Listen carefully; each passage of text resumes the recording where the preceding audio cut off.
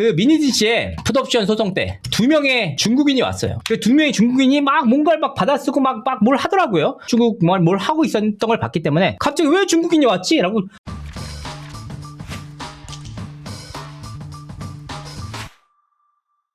시청자 여러분 안녕하세요. 이진호입니다.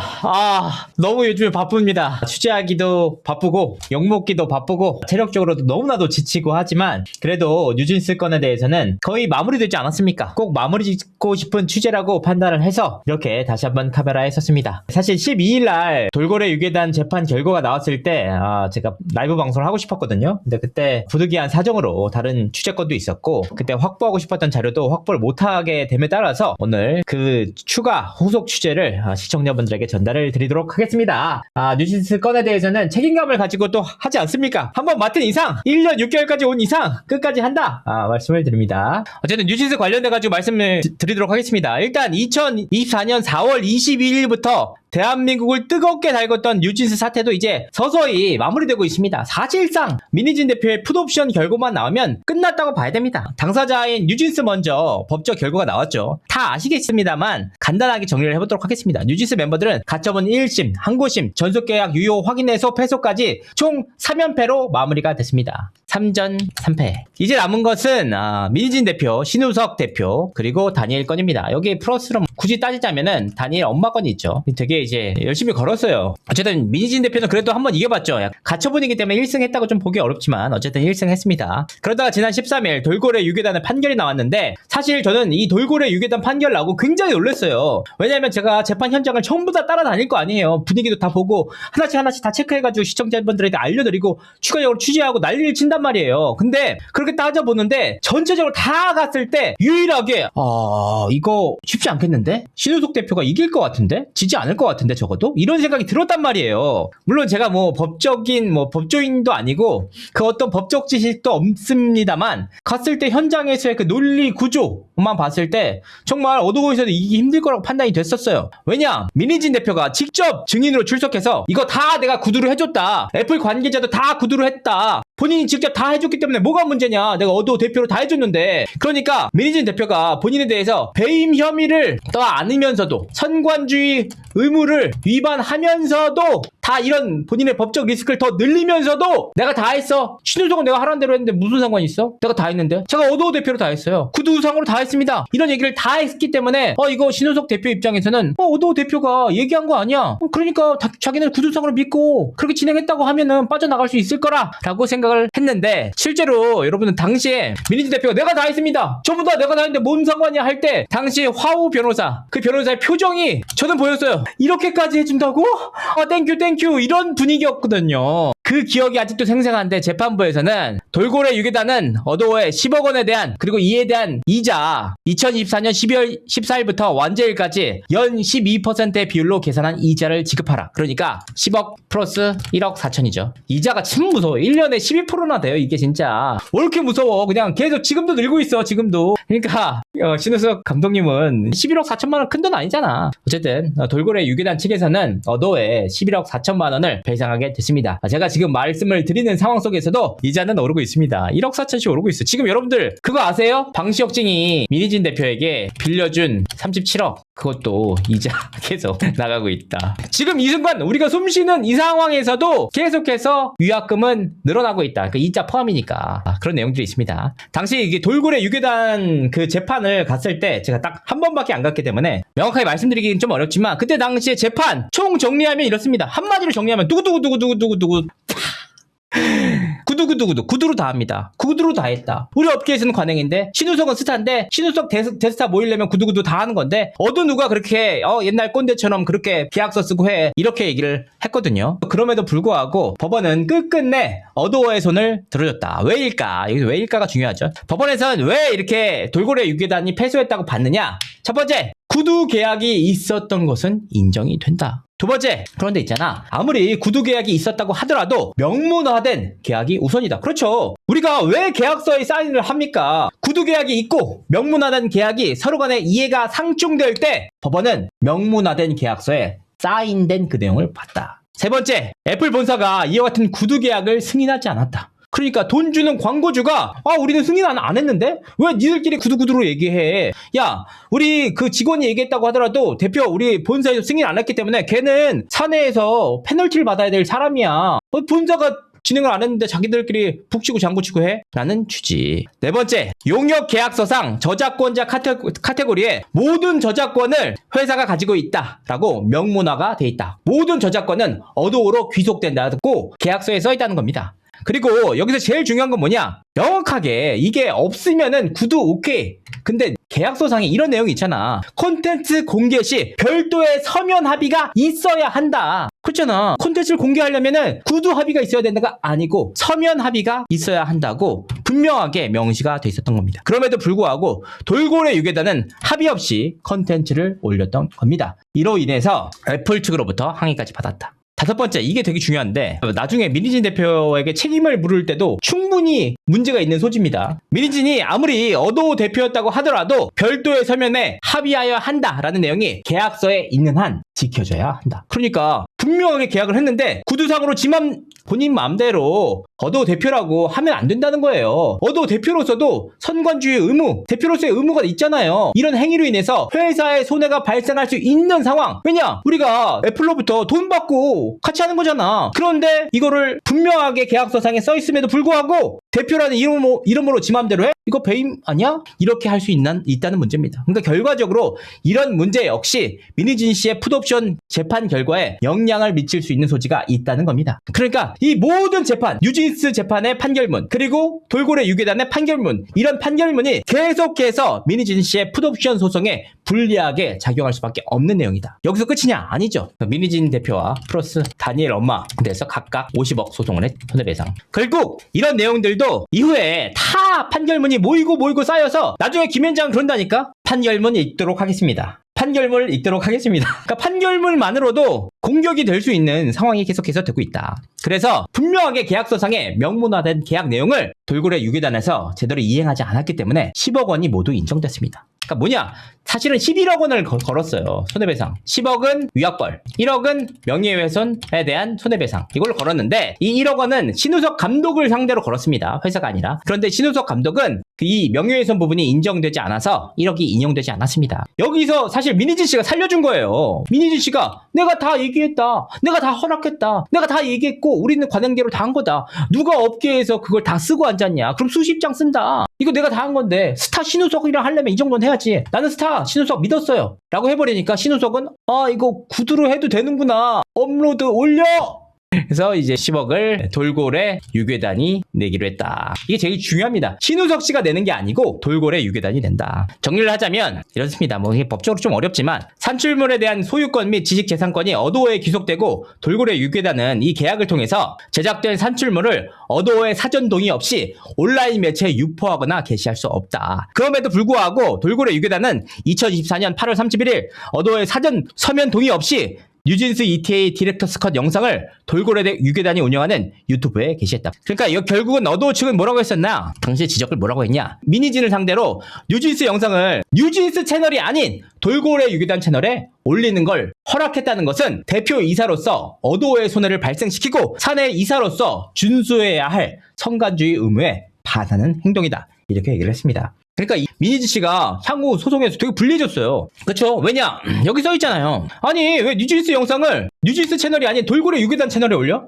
뉴진스 채널에 올렸을 때 어도어에서 저도 몰랐는데 당시에 이 유튜브 영상 하나로 10몇억 대 이익이 났나 이 말입니다. 그런데 우리가 그냥 조회수 수익으로만 이렇게 수억에서 10수억 대 이득을 얻을 수 있음에도 불구하고 이걸 반니수 채널에 올려? 그 이유가 뭐야? 재밌잖아요? 신우석은 스타니까요? 더 큰 관심을 끌기 위해서요? 아니 ETA 계약할 때 20억 줘놓고서요? 이거는 대표 이사로서 사내 이사로서 선관주의 의무에 위반한다. 이런 내용들입니다. 그러니까 그만큼 이제 본인과 가까이 있는 분들은 다 한 번씩 진짜 최고로 띄워줬다가 높은 곳으로 올려줘요. 떨어질 때도 아프죠. 여기서 중요한 게 뭐냐? 신우석이 대체 왜 나섰나? 이게 이해가 안 가잖아요. 괜히 나섰다가 지금 이제 11억 4천만을 물어주게 됐죠. 풀었습니다. 지금 이 순간에도 올라가고 있어요. 이자. 그런데 그런데 여기서 또 중요한 게 뭐냐? 소송 비용과 변호사 비용은 또 따로 내야 된단 말입니다. 민희진 씨 입장, 신우석 씨 입장. 아니 인간적으로 친할 수도 있죠. 근데 비즈니스맨이잖아. 근데 이사도 아니고 대표들끼리 굳이 40억짜리 판에 낄 필요 자체가 없다. 근데 이 40억 얘기가 왜 나왔느냐? 사실 여기서 짚고 넘어가야 될 문제가 하나 있습니다. 위약벌 문제입니다. 돌고래 유괴단 소송 진행 과정에서 돌고래 유괴단 측이 뭐라고 했냐?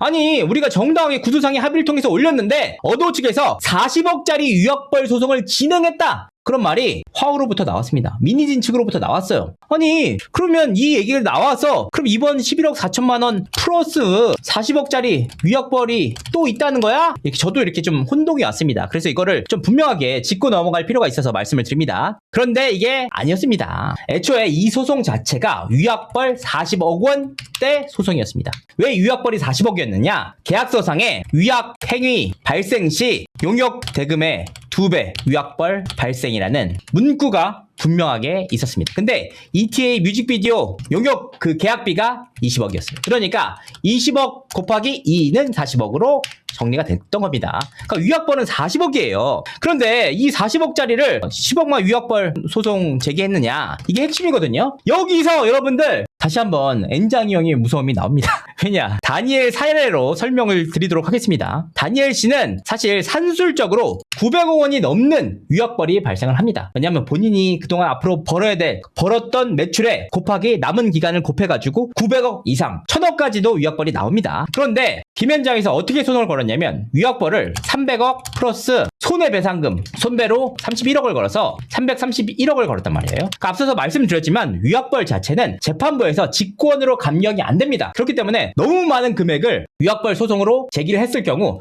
이거 현실적으로 좀 불가하겠는데? 현실에 비춰서 너무 많은데? 이거 안 돼. 여기 재판부에서 직권으로 감경이 불가하기 때문에 기각할 수도 있어요. 그렇기 때문에 똑같은 논리로 유괴단에 대해서도 40억을 걸 수 있었는데 10억 플러스 1억을 건 거예요. 10억은 딱 위약벌. 그런데 여기서 소름 돋는 게 이거예요. 아니 김현장에서 현실적으로 받을 수 있는 그 딱 마지노선 그걸 10억으로 정했는데 재판부에서 딱 10억을 자, 우리는 다니엘 소송을 지켜볼 필요가 있죠. 김현장이 굉장히 재판부가 판단하는 현실적인 금액을 명확하게 알고 있었다. 그러니까 돌고래 유괴단의 매출, 그리고 영업이익, 그리고 한 편당 얼마씩 버는지 다 파악하고 이 정도면 10억 원의 위약벌은 충분히 낼 수 있겠다 판단을 해서 10억을 했는데 재판부에서 딱 받아냈다. 와, 무섭지 않아요 진짜? 간단히 정리를 하자면 이런 내용입니다. 이런 부분들. 근데 신우석 씨가 이제 난리 난 부분이 한 가지 더 있습니다. 사실 10억 원, 우리에게 10억 원 너무나도 큰 돈이죠. 저 같으면 이제 10억 주면은 그냥 유튜브도 이제 꼭 할 필요가 있을까 이런 생각이 들 정도로 큰 돈이잖아요. 하지만 우리 신우석 대표에게는 어떨까? 아무것도 아닌 돈입니다. 이미 카카오 엔터에 돌고래 유괴단 지분 팔 때 300억 받았어요. 아무 돈도 아니야. 그쵸? 그런데 여기서 문제가 하나 발생을 합니다. 김현장에서 소송을 건 주체는 돌고래 유괴단입니다. 이에 따라서 신우석 대표가 카카오에 지분을 팔 때 300억에 팔았잖아요. 300억. 여기서 나머지 160억을 카카오 엔터 신주에 투자를 했습니다. 그러니까 카카오 엔터가 상장만 하면은 이분은 그냥 거의 1000억대 부자가 될 수 있는 그런 황금 당첨권. 당시에는 그렇게 알았죠.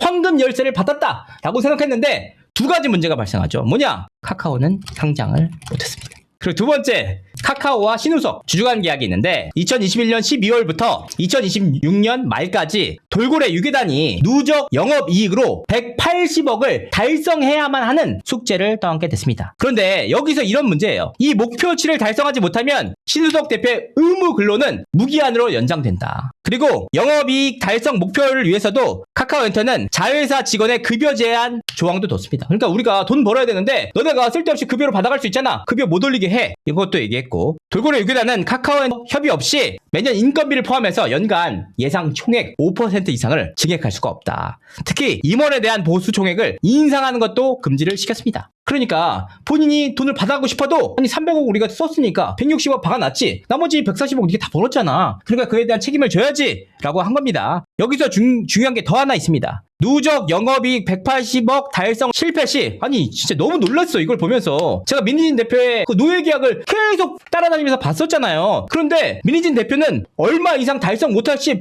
토해내는 게 없어. 근데 신우석 대표는 토해내야 됩니다. 카카오엔터는 영업이익 목표치에서 누적 영업이익 액수를 뺀 만큼의 그 돈을 신우석 대표에게 요구할 권리가 있다. 그러니까 180억을 5년 동안 달성을 해야 했는데, 예를 들면 180억 하기로 했는데 30억밖에 못했어. 그럼 150억 토해내야지. 네? 목표치에서 뺀 만큼 거기에서 토해내야 하는 돈 플러스 연 12%의 이자. 너무 심한데 아무리 봐도. 그런데 돌고래 그 유괴단의 영업이익을 한번 보도록 하겠습니다. 자, 2021년부터 2024년까지 누적 영업이익이 39억 5,733만 원입니다. 2021년에 7억, 2022년에 30억, 2023년에 4억, 작년엔 심지어 마이너스 2억 4,574만 원을 했어요. 아니 우리 걱정하지 마십시오. 신우석 감독은 스타니까 2025년과 2026년 그냥 140억 1년에 70억씩만 찍으면 돼.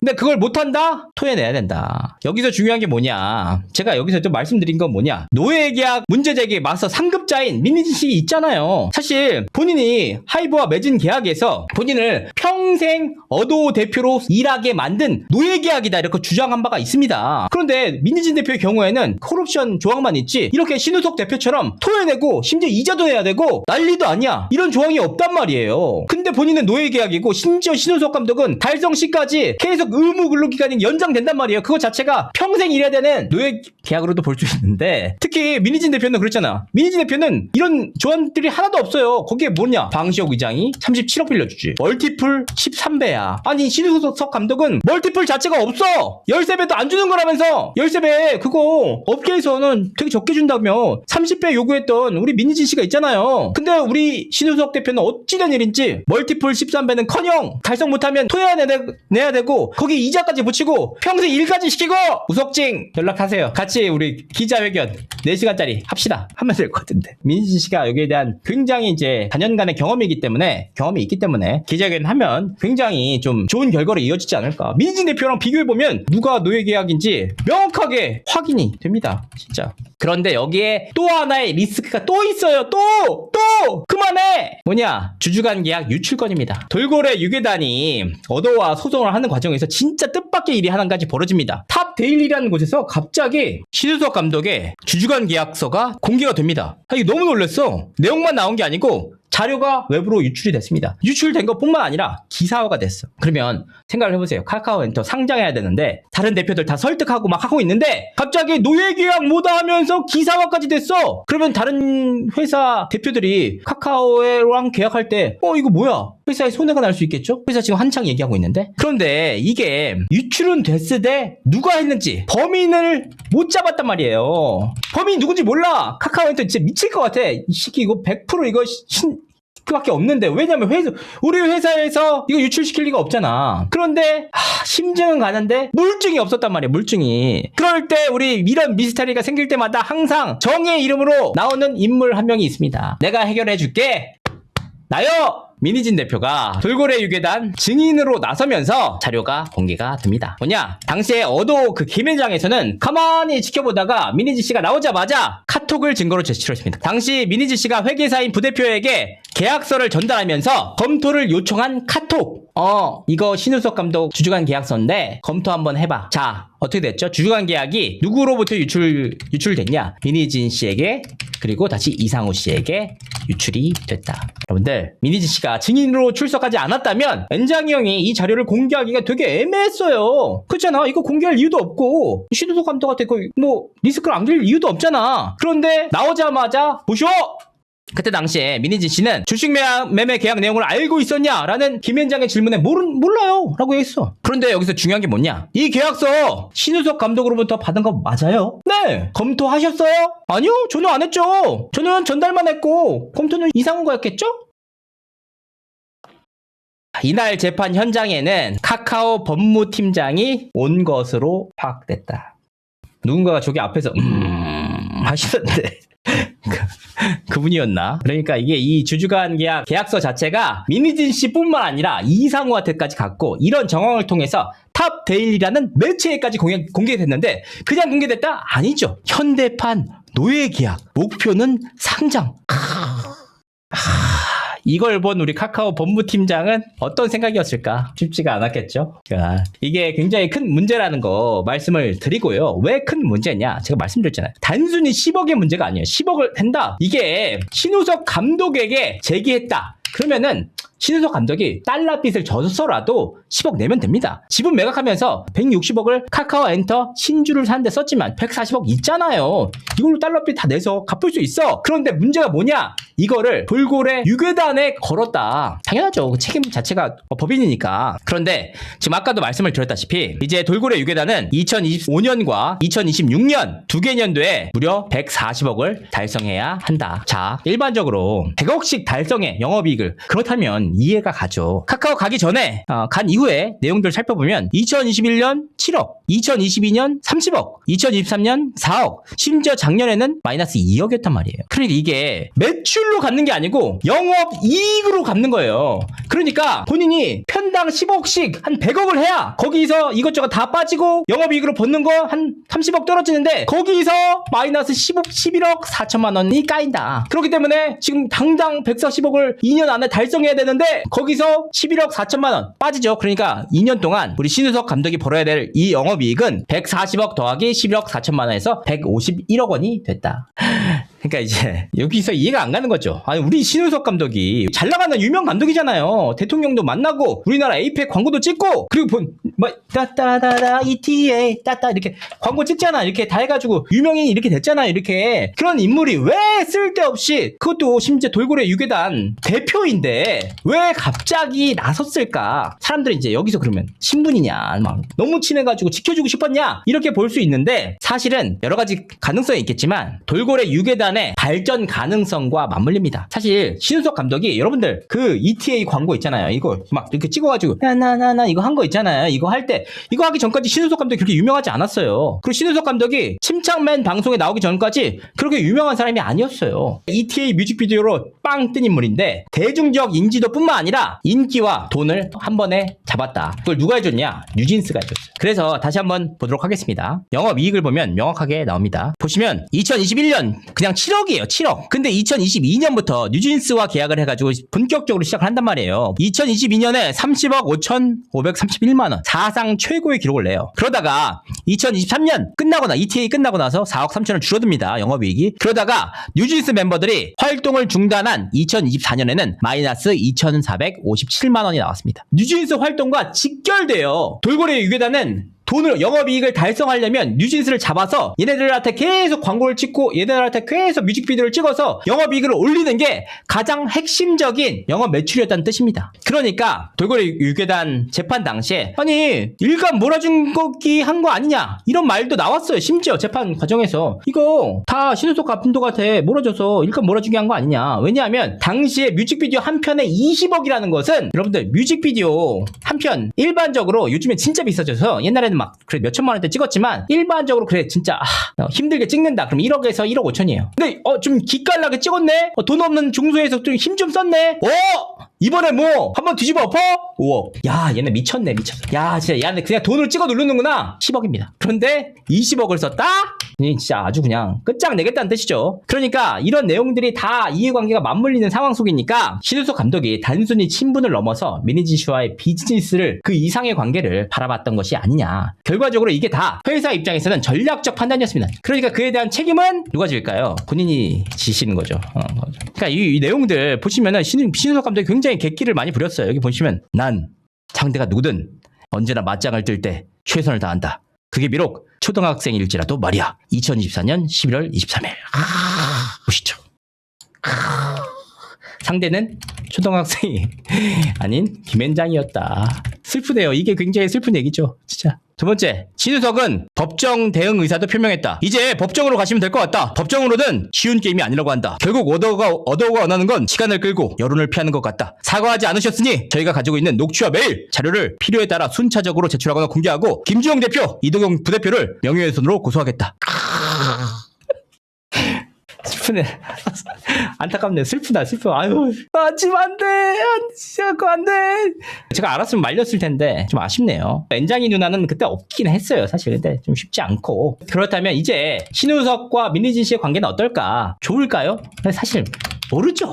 분명한 것은 좋을 수만은 없다. 두 사람의 관계가 지인들 사이에서 좀 틀어졌다는 말도 나옵니다. 사실 뭐 개인적인 부분이라 제3자가 알기는 어렵습니다. 그런데 살펴보면은 진짜 신기하게 민희진 대표가 지난해 8월 어도어에 사표를 내고 떠나자마자 신우석 감독이 반이수 채널에 디렉터스 컷을 업로드하면서 문제가 생겼습니다. 이 과정을 통해서 화제성과 의리까지 다 챙겼죠. 나 민희진 대표한테 탄원서도 써주고 나갈 때 글도 써주고 마 디렉터스 컷도 올리고 마 반이수 채널 올리고 초등학생 상대할 때도 최선을 다해서 잡는 나 했단 말이야. 그런데 관계는 좋을까 이런 생각이 든 거죠. 결과적으로 광고주 승인 없이 올린 게 발목을 잡았다. 광고주는 누굽니까? 애플이 나 승인 안 했는데 본사가 승인 안 했는데 지들끼리 무슨 구두상으로 얘기하고 난리치고 지들끼리 뭐 다 지운다. 애플 로고 지운다 만다 다 하고 뭐 하는 거야. 이렇게 짜증을 냈는지 모르죠. 회사가 뭐 짜증 낸지 모르지만 어쨌든 그런 상황인데 지금 안타까운 건 뭐냐면 신우석 감독은 지금 항소에 대해서 그 어떠한 입장도 밝히지 못하고 있습니다. 신우석 감독 스타일 있잖아. 난 지지 않아. 나는 김현장 최선을 다할 거야. 이렇게 맞받아쳐야 되는데 신우석 감독이 지금 13, 14, 15 사흘째 장고에 들어갔다. 여기서 중요한 게 뭐냐 또 하나 있습니다. 자, 이게 보통 주주간 계약을 작성하면은 그 주주간 계약서에 써있는 또 항목이 하나 있대요. 이게 카카오 엔터뿐만 아니라 대다수의 그 주주간 계약을 맺는 주체는 계약서에 써있는데 대표 이사로서 회사에 손해를 끼치지 않아야 한다는 조항까지 있는 것으로 알려졌습니다. 그러니까 이제 180억 빼기 못한 금액을 해가지고 이걸 토해내야 되는데 거기 플러스로 위약벌까지 낼 수 있는 상황에 처했다. 그러니까 신우석 감독 입장에서는 그야말로 사면 초과다. 이런 상황 속에서도 버니즈분들 가만히 있지 않죠. 불난집에 부채질을 하고 있다.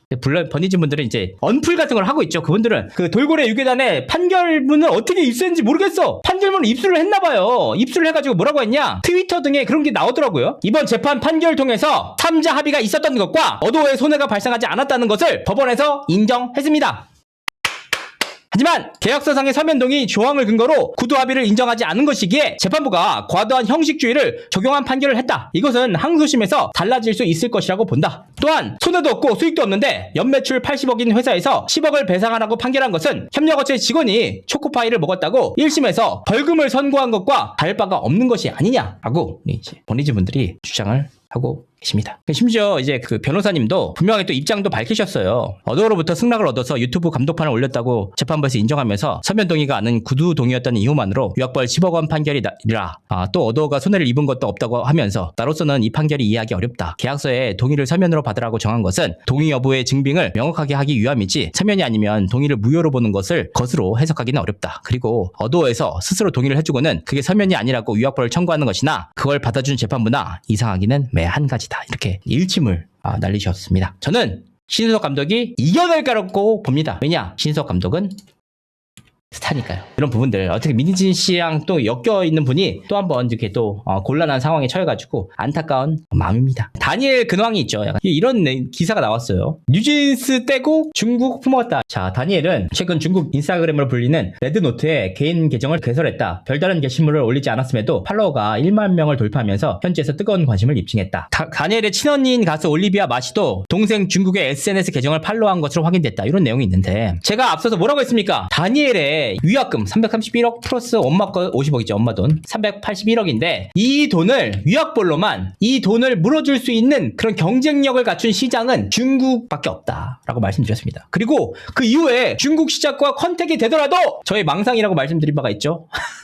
제 망상대로 되고 있는 것 같습니다. 근데 저 약간 왠지 이거 제 느낌인데 중국이랑 연관됐을 것 같다는 생각을 했어요. 여러 가지 판단이 있는데 그 민희진 씨의 풋옵션 소송 때 2명의 중국인이 왔어요. 그 2명의 중국인이 막 뭔가를 막 받아쓰고 막 뭘 하더라고요. 중국 뭘 하고 있었던 걸 봤기 때문에 갑자기 왜 중국인이 왔지? 라고 되게 유심히 생각을 해봤어요. 중국인이 올 이유가 없고 심지어 이 중국인이 오후 2시 10분부터 오후 8시 30분까지 진행됐던 그 재판을 모두 보고 갔습니다. 그래서 저는 단순히 팬이라고 생각하지 않았어요. 뭔가 이게 중국 시장과 커넥션이 없으면 이 정도까지 가지 않을 것 같다. 그리고 팬이라면 한 명만 올 것 같은데 2명이 같이 팀 단위로 해가지고 막 뭔가를 했단 말이야. 그래서 뭔가 중국 시장과 연결된 것이 아니냐 했는데 뜻밖에도 이렇게 뭔가 있죠. 제가 그냥 제 생각이거든. 제 생각인데 중국보다는 아래쪽이지 않을까. 제 생각입니다. 홍콩 이런 쪽? 자, 여기서 이제 뉴진스 멤버들의 관계 요걸 또 마무리로 좀 전해드리도록 하겠습니다. 멤버들은 다니엘 양이 밝혔다시피 끝까지 함께 뭉쳐서 싸우려고 했다고 얘기했잖아요. 하지만 지금 현재 상황에서는 다니엘과 민지 그리고 나머지 3인 간의 이해관계가 계속해서 벌어지고 있다. 자, 이 관계에서 뭐가 있냐? 부모님들 간의 관계 역시 조금씩 멀어지는 모양새입니다. 이게 사실 돈 문제가 있어요. 뭐냐? 뉴진스 멤버들의 5인이 어도 이탈 이후에 연남동의 한 연습실로 들어갔습니다. 여기에서 BBC나 이런 데서 인터뷰가 이루어졌죠. 그런데 이게 문제가 뭐냐? 연습실로 들어갔다? 필연적으로 돈 지출이 발생한다는 의미입니다. 여기서 멤버들이 나갔는데 만약에 누군가 민리진 씨나 혹은 다른 업체에서 계약을 맺거나 다른 매체에 도움을 받는다. 그거 자체가 엄청난 템퍼링입니다. 왜냐? 아직 계약 관계가 끝나지 않았다는 주장이니까 어도에서는. 그러니까 현실적으로는 멤버들 간에 돈을 모을 수밖에 없는 구조예요. 그런데 여기서 중요한 게 뭐냐? 여러분들 잘 봐야 되니까 이거 내용들을 하나하나 잘 봐야 돼요. 멤버 3인이 남았을 때